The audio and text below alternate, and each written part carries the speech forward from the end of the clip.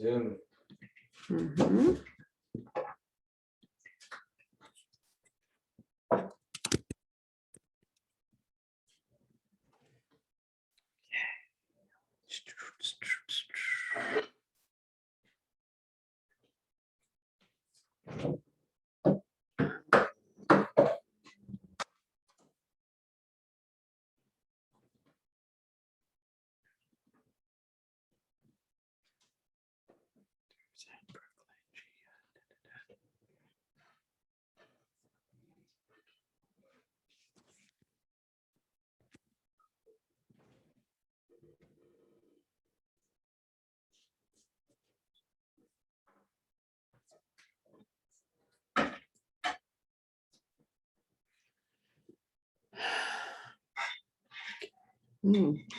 Feels like it's heating up out there, huh? Yeah, it's getting nice. It's windy. Yeah, it is.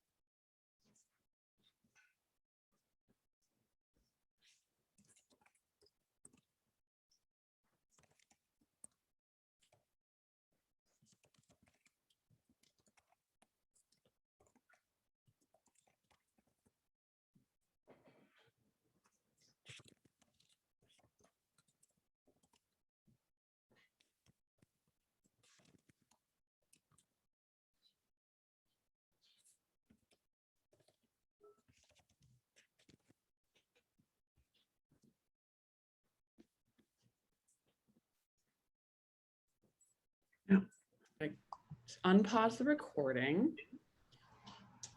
And yeah.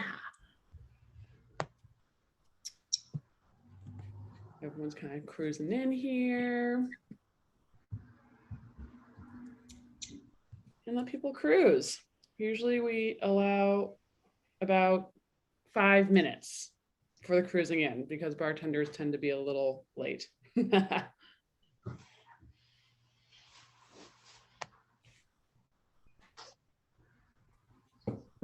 It's a beautiful day in Brooklyn.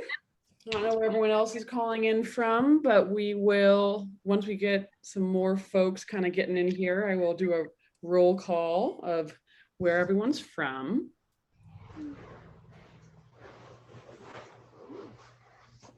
Berlin, yes. Dang.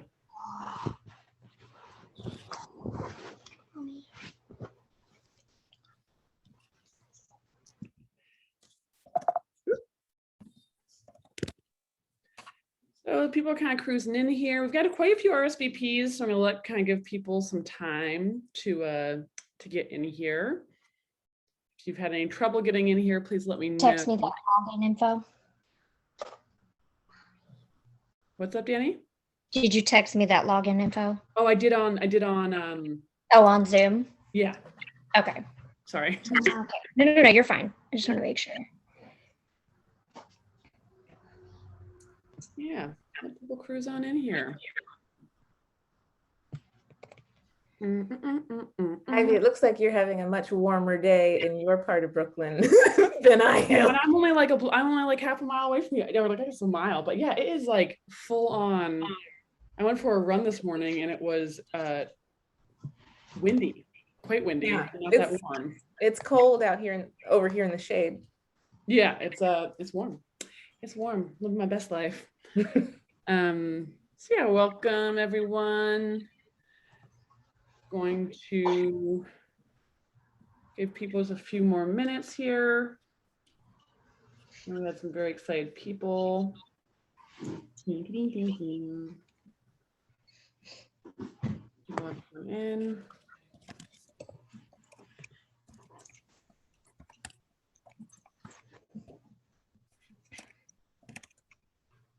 Yeah.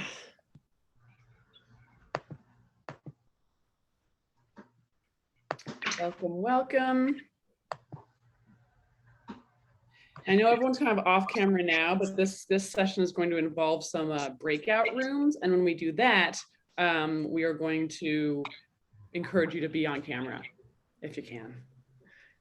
Because all this is about exercising, what we do, what we want to do, how we want to do it, how we want to change. Okay, you should be good. You're amazing. I don't know how I'm so, okay. So watch me go now. Watch me go. Still says make host. Don't know how to make co-host. It might be that you have to like get back out and then come back in. Okay. 1 minute, everyone. We're gonna start at 106. Hold on 1 second. Leave. I'm gonna make you assign and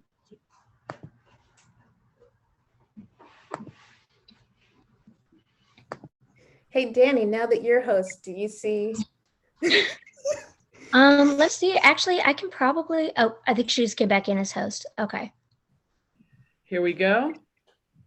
I'm into it. 106, then we get going. And everyone else will kind of be able to get, here we go. Here we go. Make host. It's okay. The world's against us, and that's okay. It's fine. We don't need everything to work in our way, because that's not the way life works. So, all right. So everyone, some people are going to be a little bit late here, but as is the bartender way, but we're going to get going. Most people on here know me. I'm Ivy. I'm one of the co-founders of Speed Rack, and I'm really excited today to have Miss Lauren Moses here with us to talk about, as you gathered, careers, what we're doing in our careers, transitioning, how that is, and how to really look at what we're doing, especially in a changing time.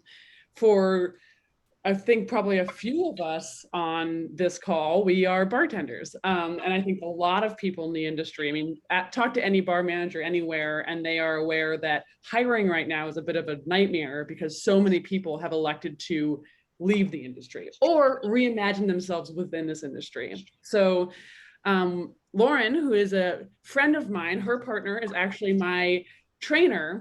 One day she popped down and was talking about this seminar she gave for Duke. And I was like, this is amazing. I think that you should do this for the Speed Rack community. Because especially in light of COVID, in the light of everything that's happening right now, and in light of people being like, I don't know, is this really for me? I thought it'd be very, an excellent contribution. So with Women's History Month, we are doing this class, and I'm going to introduce Lauren here and then kind of pass her on over. As an intro, Lauren graduated from Duke in 2002, where she was, will you pronounce that for me? Angier B. Duke Scholar, and earned her Bachelor in Science in Economics. She then went to earn her MBA at Harvard Business School and worked at Goldman Sachs and JP Morgan. Kind of a big deal. Lauren transitioned to coaching in 2013 and is now the director of MBA Professional Development and Management Leadership for Tomorrow, MLT, a national nonprofit that prepares high-achieving women and men from underrepresented communities in leadership roles in the private and social sectors. Lauren also coaches privately with a focus on leadership in life and career. and she is just an overall fantastic person. So with that, Lauren, I'm going to pass it off to you and we can get going. Thank you, Ivy. I'm delighted to join you all today, and we're going to do a lot in the next just under an hour. I promise to release you back to your normal lives at the top of the hour. But in the meantime, let me walk you through what we're going to do together. So first, I'm going to share what I think are the 5 most important things to keep in mind with respect to a career transition. And I'll expand a bit on what they are. Then I will introduce our breakout activity. You'll go into the breakout, we'll come out of it, talk about it for just a couple minutes, have some Q&A, and then I'm going to very quickly and succinctly tell you what I recommend as next steps, so that you leave feeling confident and clear on what you can do next. Sometimes the danger with any kind of workshop is people are really involved and engaged during the workshop and then feel like they don't know what to do when they leave the workshop. So without any further ado, what I'm going to share next is not one of the top 5. It's like the headline. Oh, if you don't already have a pen and paper, you're going to want to have those handy, because there will be a few things that you'll want to write down now and in your breakouts. So, headline, in my opinion, most important thing about career transition: be gentle with yourself. Transitions are hard, and I want to normalize the fact that hard feelings are associated with that. We as a society do not tend to spend much time talking about or acknowledging or providing support for people who are going through any kind of transition. Whether that's, teenagers going through puberty, or someone going through the transition of being pregnant and ultimately a new mom, to career, to any other kind of transition, including grieving a loved one. So the headline is be gentle with yourself, because you are the person you can count on. No one else is going to do as good a job of it as you are capable of doing. So if you remember nothing else, be gentle with yourself. What you are embarking on is not easy. If it were, everyone would be in their dream job right now.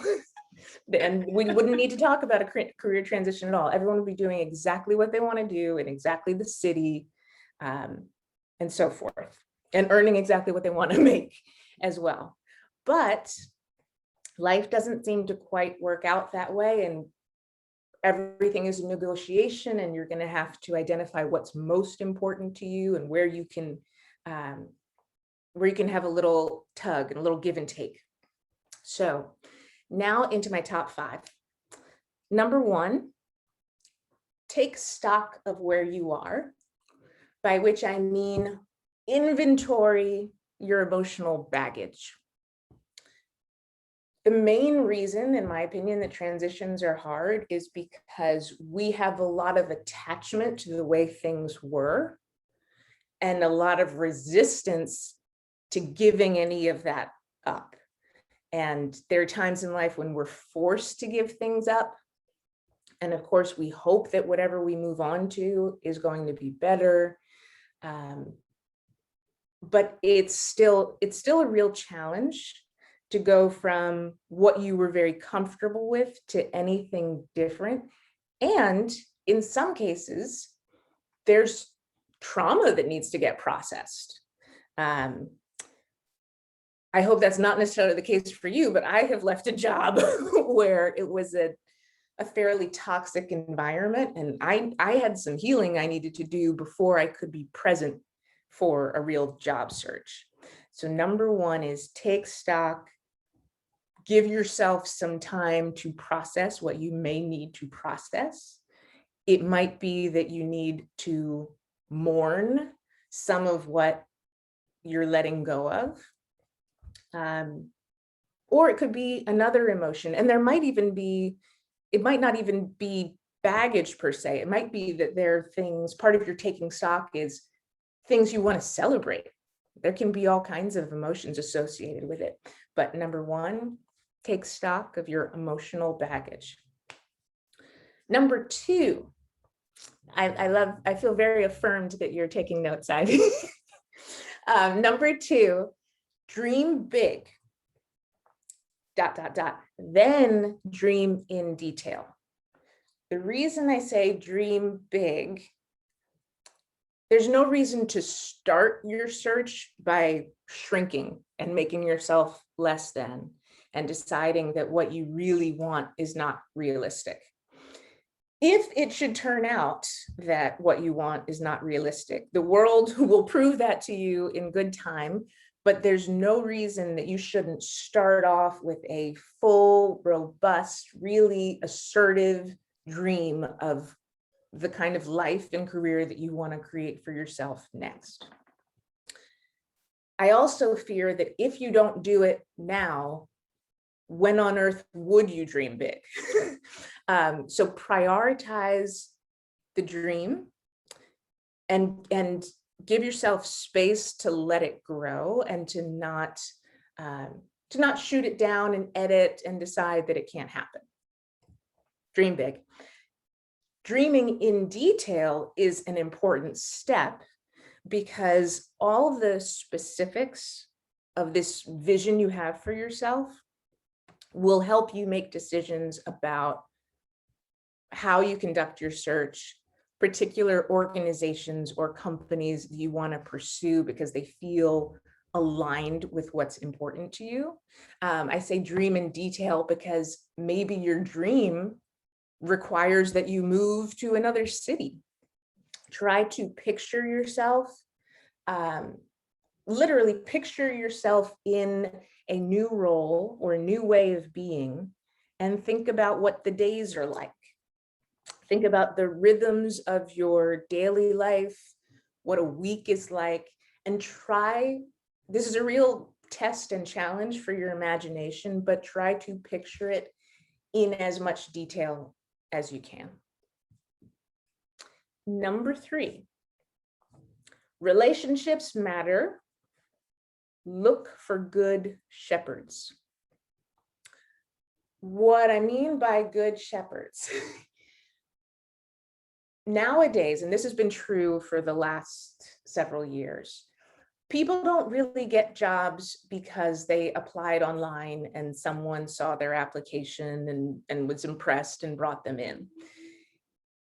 Nowadays, when you apply online, you should think of your application disappearing into an abyss unless you have identified a good shepherd, by which I mean someone inside that organization who can help shepherd your candidacy along.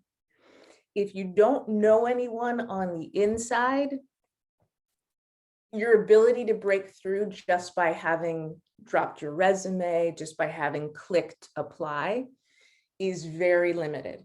I was on a call on Friday where an organization was saying, and they were talking about business school students, which is different, but the person speaking was saying, if you drop your resume for the first time in January and we have not interacted with you prior to that in your academic year, you have zero chance of getting an internship. I was kind of impressed that she was bold enough to say zero. That's a real statement. So it matters. And argue that could be the most important takeaway, that you have to connect with someone on the inside. Now, who are we talking about? It could be, if you're already on LinkedIn, it could be one of your first degree connections. It could be a friend of a friend. But relationships matter, and it's important to talk about what you're trying to do so that people are aware and can help. Very difficult to help someone who's not using her words. So relationships matter. look for good shepherds. Related point, I don't know if the term informational interview is one that you're already familiar with, but the idea is, let's say I'm thinking about working for SpeedRack. I would have an informational interview with Ivy or someone else at SpeedRack just to better understand how I might fit into that organization. It doesn't mean that if she agrees to have a conversation with me, it doesn't mean I say, okay, so I can start on April 1st. It's not that aggressive. It does not assume that it doesn't even assume that there's necessarily an opening, but it's a way of learning more about an organization, in particular, the culture of the place, what it's like to work there. And it's a way of identifying what I'm calling a good shepherd. So if I speak to someone at SpeedRack and we have a fairly casual conversation / informational interview, I can now feel much more confident applying because I have a connection who can shepherd my candidacy along. So that's really important. I don't want you guys to waste your energy applying to dozens of jobs and then be upset in the event that you don't hear back, because most people don't hear back. You have to know somebody on the inside. Moving on. Number 4, celebrate milestones and process disappointment. Both will present themselves. It is just important to celebrate. A lot of people are not in touch with the idea of celebration, and like positive emotions are so distant and removed that people don't always think of a good thing happened, let me celebrate. But I want you to celebrate milestones. There will be things to be excited about. For example, one of these informational interviews that you have goes really well, celebrate it. There will also be disappointments. There will be, at some point, you'll hear someone say, we really enjoyed meeting you, but don't think you're the best fit at this time. That is part of the process, and you have to have a thick skin about it. I suspect that many of you already have fairly thick skin from being in this industry, but this is a different kind of thing where you have to put yourself out there. You have to think of yourself as valuable and someone who brings a lot to the table. And you're a candidate who will face rejection from time to time. In some ways, it's a numbers game. You need a lot of at-bats for the baseball people. You need to have a lot of irons in the fire. Not everything is going to convert. It would be, on this planet, you'll never be in a situation where every single thing turns into an offer that you want to accept. But that's okay, as long as you stay on top of scheduling, reaching out to people about an informational interview, scheduling, having as many of those as you can, because some of them are going to progress to real interviews. And some of those are going to progress to someone feeling comfortable saying, we think you're perfect for this role, and let's talk about an offer.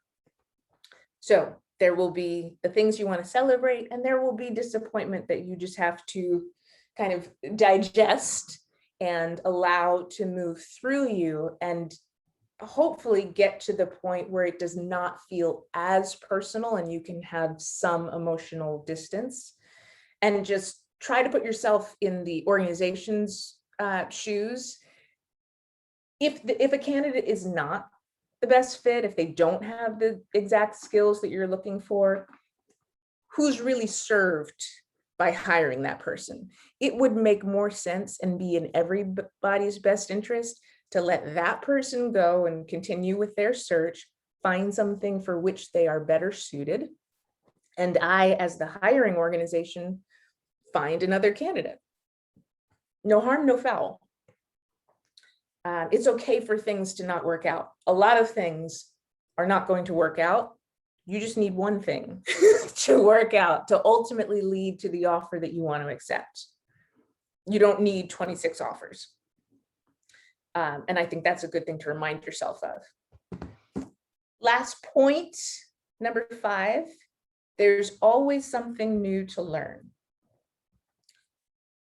Even after you arrive on the other side of this career transition, or any kind of transition, if we're being honest, the learning doesn't stop. Like, there's a certain discomfort to looking for a new role. But even once you get the role, you will discover there are things about that company or organization that are certainly not perfect. And you will need to confront them as they are revealed to you. So despite the discomfort of being in transition, try not to idealize or overly glamorize the end results. Like, it's still going to be work. There's still going to be coworkers you don't like. You hope that your boss will be someone you like and respect. And if you've interviewed with the hiring manager, you've had a chance to suss that out to some degree, but you never know as much information as you will know once you're in the job.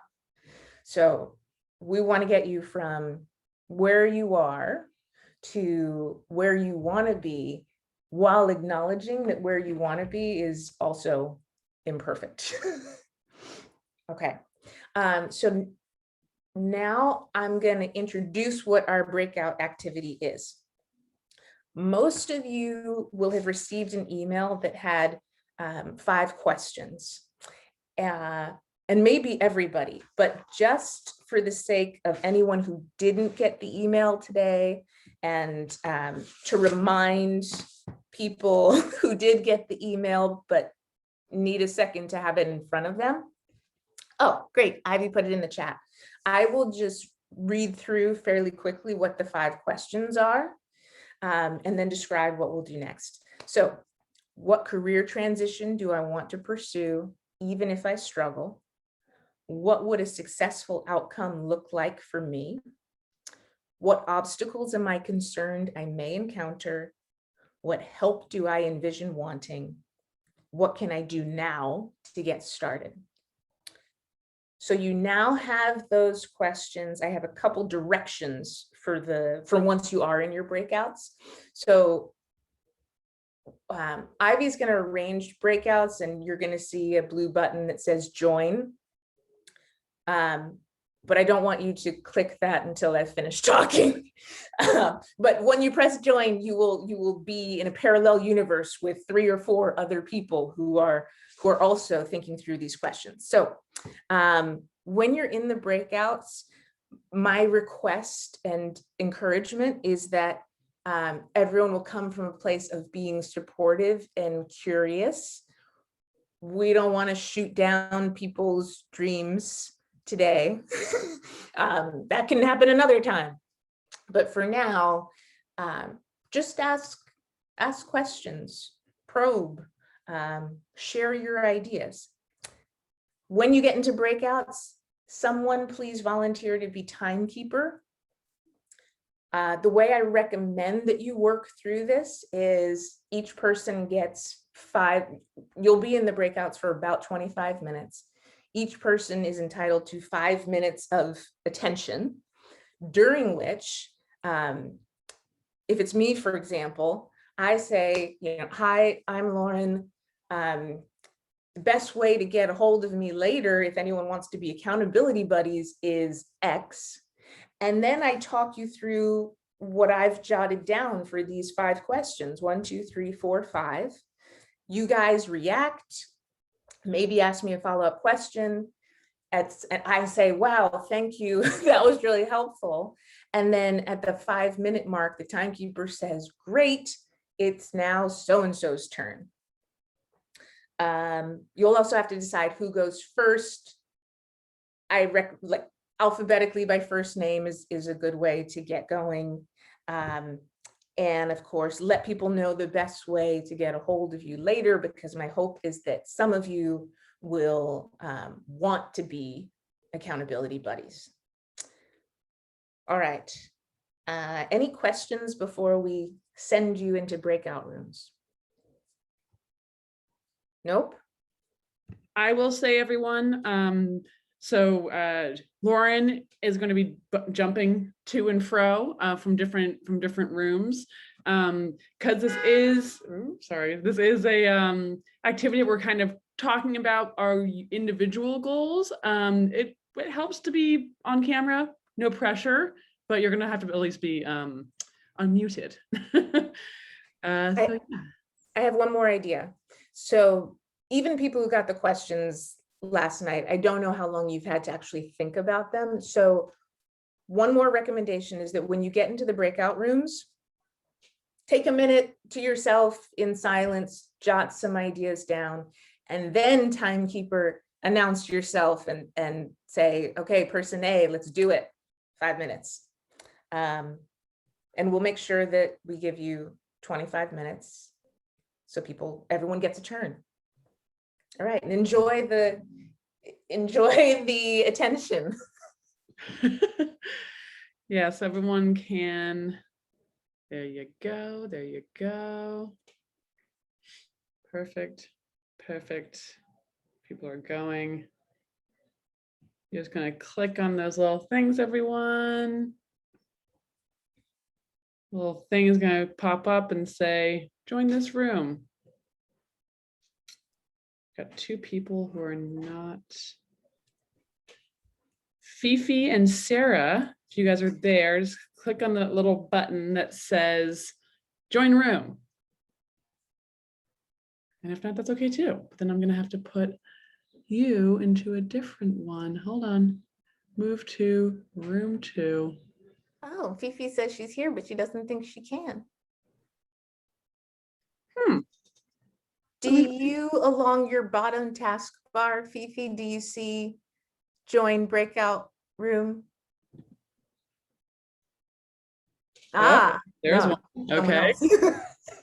Okay, hold on one second. Now we're going to move you to room 5 to start off. Room 5? What do we think? Not quite, Fifi? I'm okay. Is this how it's supposed to be? You're supposed to be in a breakout room. Why am I? But it's usually, it should say, you should get like a little, did something pop up on your screen saying join? Oh, yeah. That's where you're gonna want to go. Okay. So how do I get out of here? Okay, leave. No, don't press leave. But to the left of leave, do you see No. join breakout room? Break room. Okay. Sorry, guys. Okay. All good. Yay! You did it. Sick. Nice. Now, how do I go into? I can just click on a room. How do I go into a room? That's something I didn't realize. You can click on breakout rooms and probably it'll show you all of them. How many are there? There are. I made 3 rooms. I could have done 4, but then there's 3 to 4 people in each room. Mine says I've been assigned to room 5. Yes. So do you have 5 rooms? Oh, I had to delete. I had to delete 2 because. Oh. There are only 3. All right. And then just let me know. You can just send me a message and I can transfer you out to another one. Okay. I don't think I'll be able to chat you from Zoom, but I can text you. Yeah, just send me a text like I'm ready and I'll scoot you out. And then I'm going to figure out a way to join a room here. Okay, bye. Bye.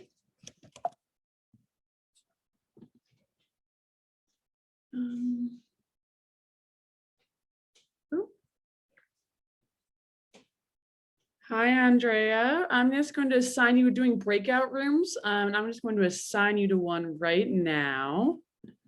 There you go. You're just going to say join breakout room.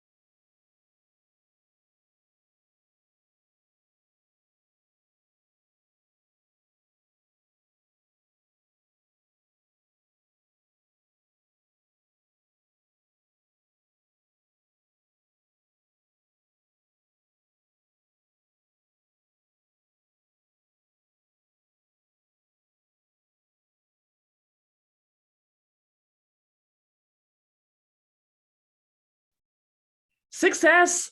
I manage the breakout rooms, everybody. That is what success looks like to me. I just want you all to know that. Winning, good job.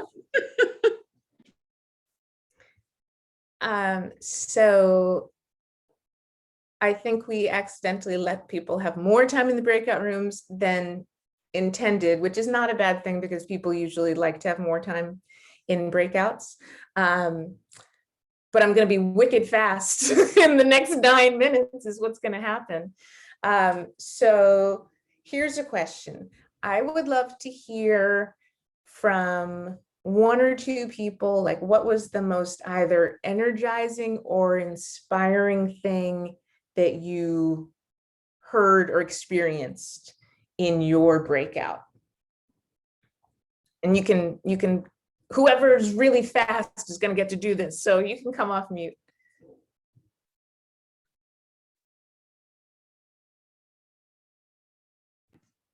I guess I'll go. Hi, my name is Monica Peacock. Go by Top Shelf Peacock on Instagram.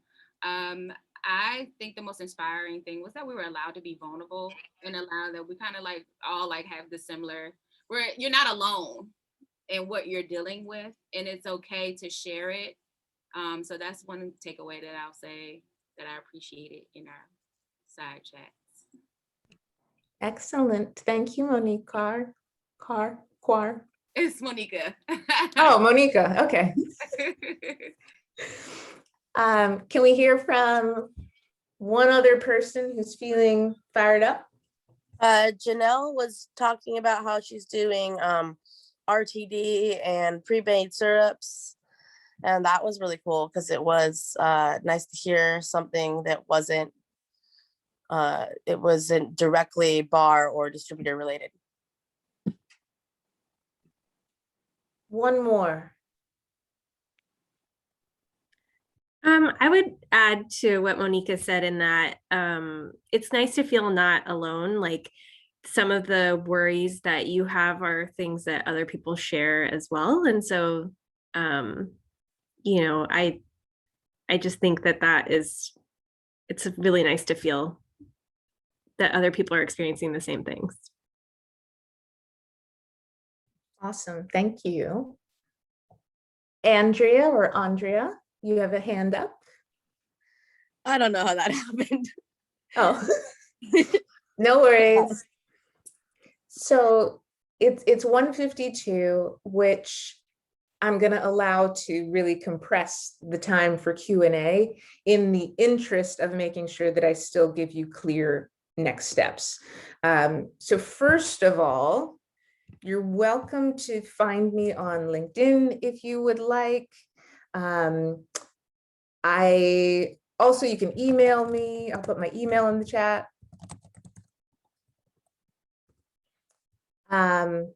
I was going to put Instagram, but I post so infrequently that I'm not sure there's any point in doing that.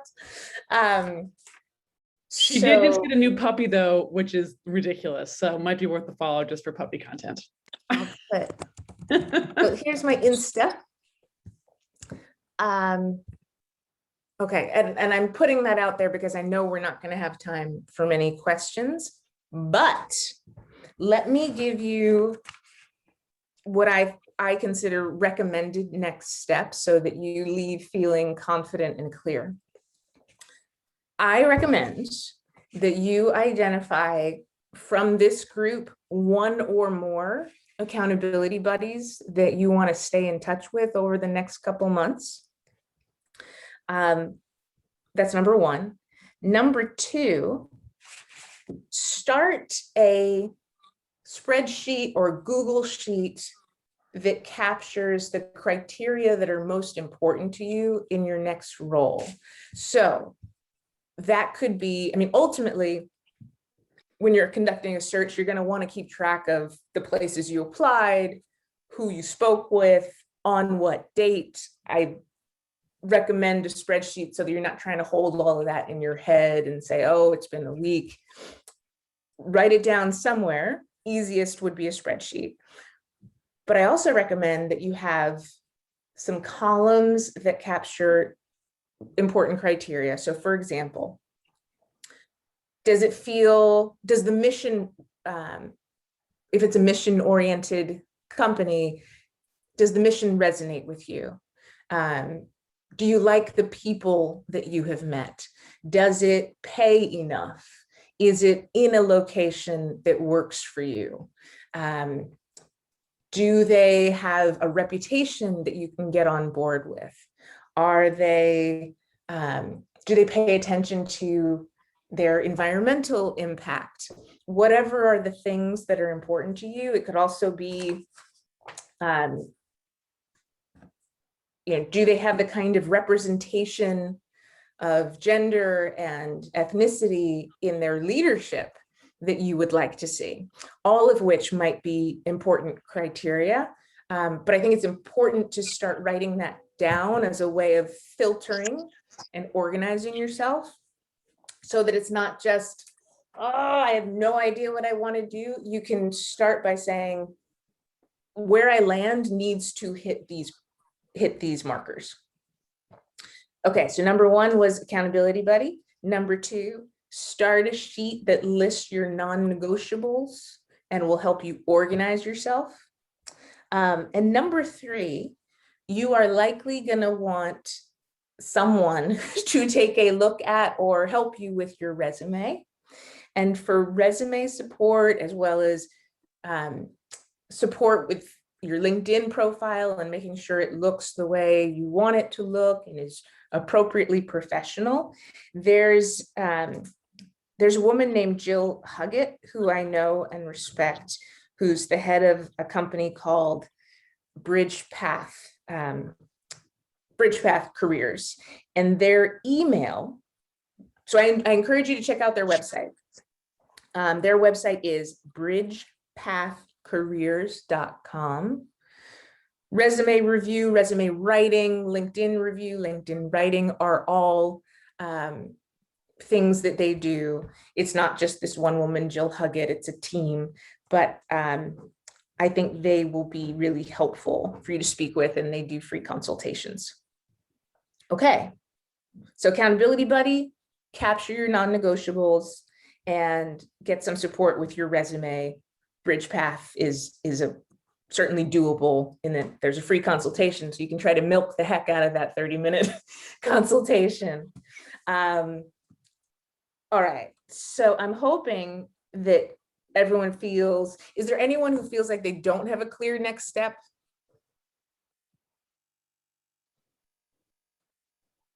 Good.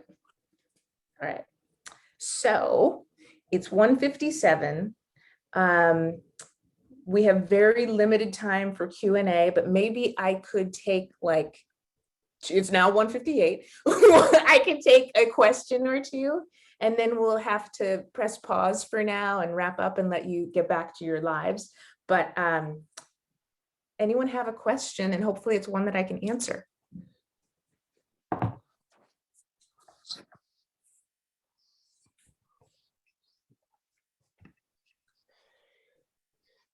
Thank you for putting BridgePath Careers in the chat, Speed Rack. You're welcome. What is your, oh, sorry. No, go ahead. What is the number one thing you have for overcoming the self-doubt along the way? When you go, oh no, this is too much, or oh no, maybe I should just stop moving forward and stay safe. My number one is get some sunshine, go for a walk, move your body. You've probably heard Tony Robbins say, like, change your state, like change your physical state in order to change your emotional state.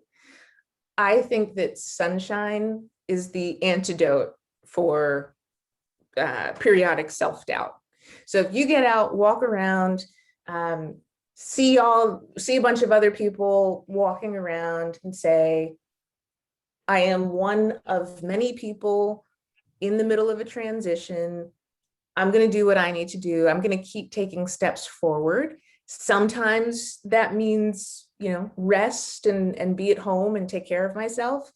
But frequently that's going to mean reaching out to someone, maybe talking to a family member or a friend, but putting yourself out there enough that you can elicit support. Thank you. You're welcome. Okay. As it happens, it's 2:00, but you guys know how you can get a hold of me if you would like. You have clear next steps. At least one person said it was useful. So we are winning at life. So Ivy, I turn it back to you. All right. Well, thank you so much for doing this. And this session was recorded. Our breakout rooms weren't recorded, just as a heads up. But if you know anyone who might benefit from this information, like, knowledge is only as good as how far it spreads. So like, let's make sure that that gets out there, because there are a lot of people trying to reimagine how they are within this world, period, and within this industry. I will end by saying people in our industry are not on LinkedIn, and they should be. So if you do not have a LinkedIn account, make yourself a LinkedIn account. Yeah, thank you all so much. And thanks, Andrea, thank you for saying that wherever you just went. And and when you reach out to BridgePath, tell them Lauren sent you. Lauren Moses. Yes. I don't get a kickback, but they'll it's nice for them to know where it came from. Yeah. All right, loves. Well, thank you. And I hope that people keep us posted on what you're doing. And I'm here to be everyone's accountability buddy. So just drop me a line and I'm in. Thank you. Everyone. Thank you. Have a great day. Bye. Thank Thanks, you. Lauren.